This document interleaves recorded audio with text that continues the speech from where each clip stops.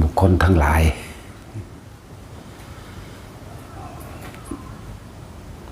แสวงหาที่พึ่งทั้งกายมากกว่าทั้งใจ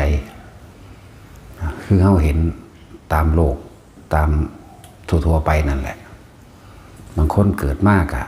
พ่อแม่ตายเบิดอยู่กับญาติตายายลุงป้าอาอาวอย่างเฮายกตัวอย่างเช่นพวกทหารจังสิบ่มีพ่อบ่มีแม่แต่ก็อาศัยตายายลุงป้าอาอาวหรือญาตินั่นแหละถึงเหมือนกันกับเวลา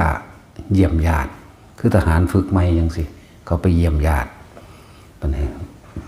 บางตากับยายกับแก่แล้วเฒ่าแล้วมาหาบ่ได้อีกอย่างกับประกอบไปด้วยความจนเหลียวบังเห็นผู้อื่นเห็นพ่อเห็นแม่ไปเยี่ยมไปยามนำของฝากไปให้แต่คนที่บ่มีพ่อบ่มีแม่หรือว่าญาติบ่ไป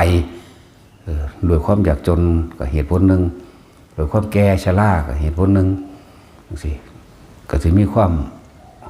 หวั่นไหวน้อยใจพวกนี้ที่น้อยใจในวาสนาความเกิดของเจ้าของว่าเจ้าของกรรมอีหยังของกูผู้อื่นคือมีพ่อคือมีแม่คือมีญาติต่างๆมาเยี่ยมบางคนก็มาเยี่ยมหลายๆสนุกสนานเฮฮาอบอุ่นแต่ว่าตัวเองกับหงอยเหงาเศร้าแล้วคิดเพ้อเจ้อฟุ้งซ่านน้อยใจนั่นแหละไปต่างๆหน้าสารพัดคนที่บุคคลทั่วไปที่พึ่งที่หาที่พึ่งโดยอยากมีทรัพย์สมบัติหลายๆบ้านที่ดินรถยนต์เงินทองเอาไว้ที่พึ่งย่ำแก่เฒ่าก็ว่าไปเอาไว้แต่เป็นที่พึ่งที่อาศัยที่เฮ็ดให้กับของสุขสบายผู้คนทั้งหลายแล้วนี่ก็ต้องพึ่งโลกพึ่งญาติพึ่งกิจกรรมการงานพึ่งธุรกิจหรือพึ่งสัตว์เลี้ยงพึ่งอย่างหลายๆอย่างที่เป็นที่พึ่งแล้วคิดว่าเสียแต่ตัวเองรอดนะทั้งหลายเหล่านี้เวลาตกทุกข์ได้ยาก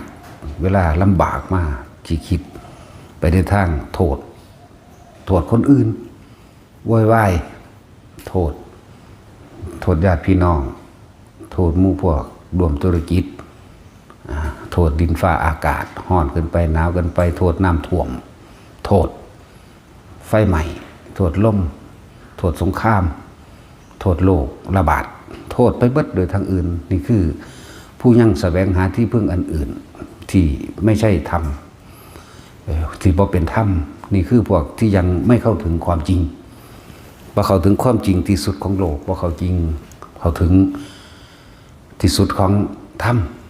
อนิจจังกับอนัตตาพอเข้าถึงตรงนี้ก็เลยต้อง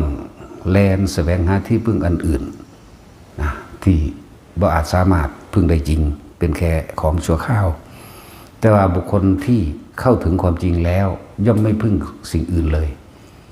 ปราศจากความคิดนึกในการคิดหาที่พึ่งปราศจากที่พึ่งอันอื่นนอกจากเห็นตามความเป็นจริงผู้เข้าถึงความจริงสัจธรรมเห็นอนิจจังเห็นอนัตตาทุกข์ก็เกิดกับใจดวงนั้นบ่ได้ทุกข์ก็เกิดกับบุคคลที่เข้าถึงความเป็นสุญญตาขาดจากความสำคัญมั่นหมายในตัวตนขาดจากความสำคัญมั่นหมายที่พึ่งในทางบ่ว่าสิเป็นอาหารยารักษาโรคเครื่องห่มที่อยู่อาศัยหรือที่พึ่งอันอื่นที่จะทำให้ตัวเองปลอดภัยบ่มีเพราะว่าหมดตัณหาบ่มีเขาจะเห็นโลกนี้เป็นของว่างเปล่าสุญญโตโลเกโลกนี้เป็นของว่างเปล่าเป็นของบ่มีจริงขาดออกจากความสำคัญมั่นหมายหรือสัญญาอย่างว่าสุญญโตโลเกอนัตตาตินั่นแหละโลกนี้เฮ้าขาดออกจากความยึดมั่นถือมั่นญาติสนิทมิตรสหายมารดาบิดาตลอดทั้งที่พึ่งอันอื่นบ่มีเลย สิ่ สิบ่คิดต่อว่าให้ใครคนใดคนหนึ่งมาช่วยนะสิบ่มีความคิดต่อออกไปเด้พวกนี้พอเขาเห็นโลกเป็นของว่างเปล่าเป็นของที่นำพาให้ทุกข์นั่นแหละนี่คือผู้เข้าถึงพระสัทธรรมผู้ที่เข้าถึงพระสัทธรรมแล้วตามก็เป็นจริงแล้วปราศจากความคิดนึกปรุงแต่งในความจากใดและอยากเป็นใดๆทั้งสิ้นบ่มีนิมิตหมายว่าจะเป็นไปชีวิตต่อไปนี้จะเป็นยังไงมีความยอมรับตายใจกับความตายนี่สิอยู่เพียงแค่ลมหายใจเขาสิบ่ไปคำนวณคำนึงอีหยังได้ว่าจะตายเมื่อไหร่แต่ความตายนี่อยู่เพียงแค่ลมหายใจของเขาเท่านั้นเองอย่างอื่นๆโดยความคิดบ่คิดเด้อยู่ซื่อๆปราศจากความคิดย่างไปกับบ่คิดยืนเดินนอนนั่งอยู่ในแบบใดก็ตามบ่มีความคิดปรุงแต่งในความจากใดเลยอยากเป็นใดๆทั้งสิ้นขาดออกจากความเข้าไปพึ่งที่อื่นพึ่งสิ่งอื่นบ่ได้พึ่งว่าสิมีบ้านอยู่บ่ได้พึ่งบ่ได้คิดถึงเลยเรื่องบ้านเรื่องที่อยู่ทำกินเรื่องเลือกสวนเลยหน้าเรื่องร่ำรวยเงินทองเรื่องเกียรติยศศักดิ์ศรีเรื่องใดๆทั้งสิ้นแม้กับบุคคลผู้ใดผู้หนึ่งก็บ่มีนี่คือผู้เข้าสู่สุญญตาวิโมกข์อยู่ปราศจากที่พึ่งอาศัยอยู่ปราศจากเครื่องนึกคิดถึงหมดความปรารถนาบ่มีความหวังพวกนี้เลยจังว่าส่วนบุคคลที่บ่ท่านได้เข้าถึงความจริงก็ย่อมแสวงหาอันอื่นก่อนบ่ต้องพูดถึงคนที่บ่มีธรรมะคุณธรรมคนที่ถึงบัดนี้เฮาตัดกลับมาเฮากำลังหาที่พึ่งอันอื่นที่พึ่งอันอื่นหมายถึงหนทางที่จะทำให้ตัวเองพ้นออกจากการเกิดเนี่ยคือคนที่มีธรรมะอยู่ก็เลยต้องหาที่พึ่งแสวงหาพึ่งหยังพึ่งพุทธะพึ่งความรู้ให้ตื่นให้รู้พึ่งพุทธะตามความเป็นจริงพึ่งธรรมะคือความจริงก็เลยต้องพึ่งหรือเกาะไว้หรือเดินตามหรือพยายามทำให้ถึงพึ่งพุทธะพึ่งธรรมะพึ่งสังฆะพึ่งพระสงฆ์องค์ใดองค์หนึ่งหรือทั้งเบิดก็ว่าไปถึงนี่คือยังเกาะอยู่แต่ว่าการพึ่งทั้งหลายแล้วนี่ล้วนแล้วแต่เป็นการพึ่งที่จะทำให้เกิดความปล่อยพึ่งเพื่อปล่อยหรือใช่เป็นทางเดินเพื่อปล่อยเพื่อให้หมดทางก็ว่านั่นแหละจังว่าพวกเข้าที่คนที่พึ่งพระพุทธก็หมายถึงความรู้ทั้งหมดตามความเป็นจริงนั่นแหละพุทธะรู้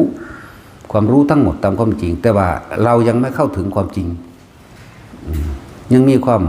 ปรุงแต่งแสวงหาไปในทางที่จะทำให้ตัวเองพ้นทุกข์อยู่พึ่งธรรมะก็คือความจริงของชีวิตประสบการณ์ชีวิตที่ตัวเองเป็นในขณะนี้พึ่งหรือทำตามความเป็นจริง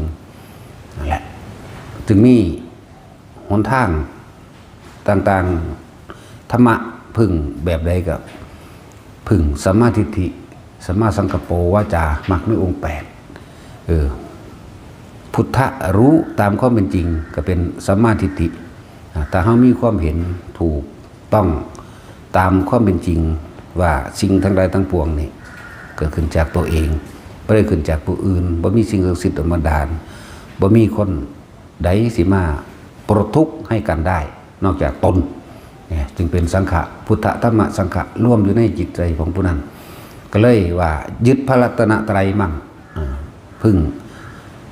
ตนพึ่งธรรมมั่งหรือถือในพระพุทธพระธรรมพระสงฆ์มั่งก็ว่านี่เป็นคำที่วัฏกรรมโวหารซื่อๆดอกว่าพึ่งพุทธธรรมะพึ่งพระพุทธพระธรรมพระสงฆ์ยะถิ่มพุทธธรรมสงฆ์เด้อในพุทธธรรมสงฆ์มันก็สอนอย่างแน่นะสอนให้สละความเห็นแก่ตัวออกเขาจึงจะเข้าสู่ความเป็นสุญญตาได้มันก็มีวิธีการที่เพิ่นบอกไว้ท่านอาหารยารักษาโรคเครื่องนุ่งห่มที่อยู่อาศัยท่านระเบิงใจของเจ้าของเด้อยังยึดบ่ยังอยากได้หยังบ่ยังอยากเป็นหยังบ่ อยากได้นิพพานก็เป็นหนทางแห่งการพ้นทุกข์อยากเป็นพระอรหันต์ก็เป็นหนทางแห่งพ้นทุกข์อันนี้เป็นบ่เป็นเครื่องขวางในการพ้นทุกข์ดอกบ่คือคนที่พึงความร่ำรวยหรืออยากได้ชื่อเสียงมันก็เลยย่างกันนี่เขาหันมาทางถ้ำล้วนๆนะที่กระทำทั้งเบิดนี่ก็อยากได้หยังอยากได้นิพพานอยากเป็นหยังก็อยากเป็นพระอรหันต์จากพ้นออกจากการเวียนว่ายตายเกิดก็เลยต้องพึ่งพุทธธรรมสงฆ์เองแล้วก็วิธีทำให้ถึงพระนิพพานทานยารักษาโรคเครื่องห่มที่อยู่อาศัยตลอดทั้งอาหารและทานกำลังแรงกายตลอดทั้งการแนะนำหนทางอันเป็นสุจริตธรรมแบบนี้ทานศีลคือการไม่เบียดเบียนทำลายผู้อื่นทั้งมนุษย์และอมนุษย์ให้เสียชีวิตและทรัพย์สินศีลนี่ก็คือการรักษาผู้อื่นเมื่อรักตนก็ต้องรักผู้อื่นด้วยการไม่ไปทำร้ายผู้อื่นก็เลยเกิดกลายเป็นว่าการรักษาตัวเองทานศีลเนคขมะข่มใจบ่ให้ไหลไปตามกระแสโลกข่มใจออกจากความที่มันเคยชินเพราะว่าเฮารู้ตามความเป็นจริงแล้วการกระทำทุกอย่างหรือผลแห่งสุขและทุกอย่างล้วนเกิดจากการกระทำของเราเท่านั้นไม่ได้เป็นของใครแล้วก็เลยต้องข่มใจความยินดีพอใจในรูปร่างลักษณะท่าทางของบุคคลของสัตว์ของสิ่งของข่มใจในเกียรติยศและชื่อเสียงข่มใจให้ออกจากให้ตัดใจออกจากความนินทาและสรรเสริญข่มใจออกจากความยินดีพอใจในรูปในรสในกลิ่นในเสียงกระทบสัมผัสทางกายข่มไว้ด้วยการภาวนาเพื่อสิให้มีสติอยู่ในกายตัวเองอยู่ลมหายใจมั่งอยู่ในความรู้สึกในกายอันเป็นอาการปิติมั่งอะไรทานศีลเนคขมะก็คือการภาวนานี่แหละเนคขมะปัญญาเพราะมันรู้แล้วรู้รอบตามความเป็นจริงแล้วในสิ่งทั้งหลายทั้งปวงนะรู้รอบแล้วก็รอบรู้พร้อมเหลือแต่การปฏิบัติเอานี่เอิ้นว่าพึ่งมรรคมีองค์แปดพึ่งหนทางอันเป็นการปฏิบัติ ในการที่จะทำให้ตัวเองหมดตัณหาหมดที่พึ่งอีกคือต่อไปสิบ่พึ่งสิ่งใดอีกเพราะให้มันถึงพระสัทธรรมให้มันถึงสันติบทให้มันปล่อยวางให้มันว่างให้มันเข้าถึงคำว่าสุญญโตโลเกให้มันเข้าถึงตัวนี้เห็นโลกนี้เป็นของว่างเปล่าอย่างสนิทใจอย่างบ่สงสัยอย่างบ่มีความคิดใดอีกอยู่ซื่อๆอยู่ปังว่างอยู่โดยปราศจากความคิดแหละครับภาวนากับบ่ภาวนาแต่ว่ามันภาวนาแล้วทั้งสิ้นนะนั่นแหละแต่ว่าผู้ใดเข้าถึงจุดนี้แหละก็เป็นอันที่ว่าสบายภาษาโลกซื่อๆเด้สบาย